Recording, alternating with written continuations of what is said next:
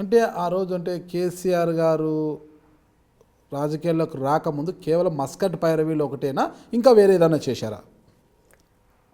Muscat పైరవీలండి, అంతే, అంతకుమించి ఏం చేయలేదు. వేరే ఏం చేయలేదు. అంటే ఆనాటి ఆర్థిక పరిస్థితికి ఈనాటి ఆర్థిక పరిస్థితికి తేడా ఏముందంటారు?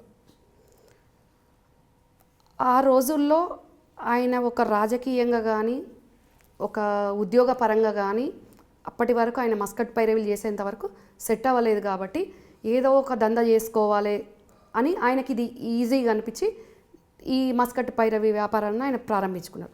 ఆ తర్వాత అది సక్సెస్ గాక ఖాళీగా ఉంటే అప్పుడు మా నాన్నగారు తమ్ముడి మీద ప్రేమతోటి అనురాగంతో తమ్ముడు సెట్ అవ్వాలని మదన్ మోహన్ గారి దగ్గర చేర్పించి ఆ రకంగా రాజకీయ అరంగేట్రం చేయించడం జరిగిందండి. ఆ తర్వాత ఏ మదన్ మోహన్ గారి మీ దగ్గర అయితే మా నాన్నగారు కేసీఆర్ గారిని ఉంచితే అదే మదన్ మోహన్ గారి మీద 1983లో ఆయన పోటీ చేయడం జరిగిందండి. గురువు మీదనే శిష్యుడు పోటీ చేయడం జరిగింది. పోటీ చేసి 800 ఓట్ల తేడాతోటి ఆయన ఓడిపోవడం జరిగింది. తెలుగుదేశం పార్టీలో కేసీఆర్ గారు జాయిన్ అయ్యి మదన్ మోహన్ గారి మీద పోటీ చేశారండి ఫస్ట్ టైం. తర్వాత మళ్ళీ 85లో కేసీఆర్ గారు గెలవడం జరిగింది. తెలుగుదేశం పార్టీ. మీ నాన్నగారు ఉన్నారా? ఉన్నారండి. అంటే మీ నాన్నగారు కాంగ్రెస్ పార్టీలో ఉన్నారు. కాంగ్రెస్ పార్టీ నుంచి కేసీఆర్ గారు టీడీపీలోకి వెళ్ళిపోతుంటే టీడీపీ లేకపోతే మీ నాన్నగారు అడ్డుకోలేదా? మా నాన్నగారు అడ్డుకోలేదా అని అంటే అడ్డుకున్నారు.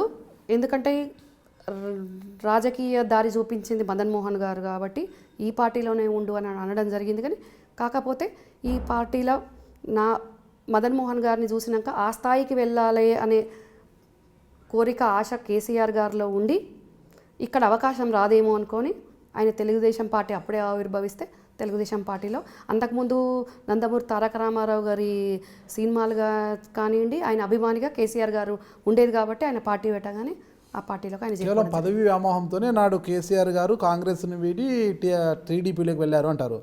పదవి వ్యామోహము అనొచ్చు. ఒక ఎమ్మెల్యే కావాలి అంటే అక్కడ కొత్తగా పుట్టిన పార్టీ కాబట్టి నాకు అక్కడ స్థానం వస్తుంది అనుకుని ఆయన పోవడం జరిగిందండి. స్థానం వచ్చిందండి అక్కడ. ఓకే, బాబాయ్తో చిన్నతనంలో మీకున్న సఖ్యత అండి, మీ బాబాయ్ మీతో ఎలా ఉండేవారు చిన్నతనంలో? చిన్నతనంలో కవిత కంటే ఎక్కువ కూడా నన్ను చాలా ప్రేమ చేసేది ఆయన. నేను మీకు ఇందాక చెప్పాను మస్కట్ పైరవీలు అవి చేసినప్పుడు కూడా నాకు చాలా బొమ్మలు తెచ్చేది, ఫ్రాక్స్ తెచ్చేది, చాలా చక్కగా చూసుకునేది. నేను మీకు ఇందాక చెప్పిన కరీంనగర్లో నేను చదువుకున్నప్పుడు నా బాల్యంలో కూడా హాలిడేస్ వస్తే కూడా మా ఊరికి చింతపడక తీసుకొచ్చేటప్పుడు కూడా ఆయనైనా కరీంనగర్ వచ్చి నన్ను తీసుకొచ్చేది హాలిడేస్కి. చాలా బాగా చూసుకునేదండి.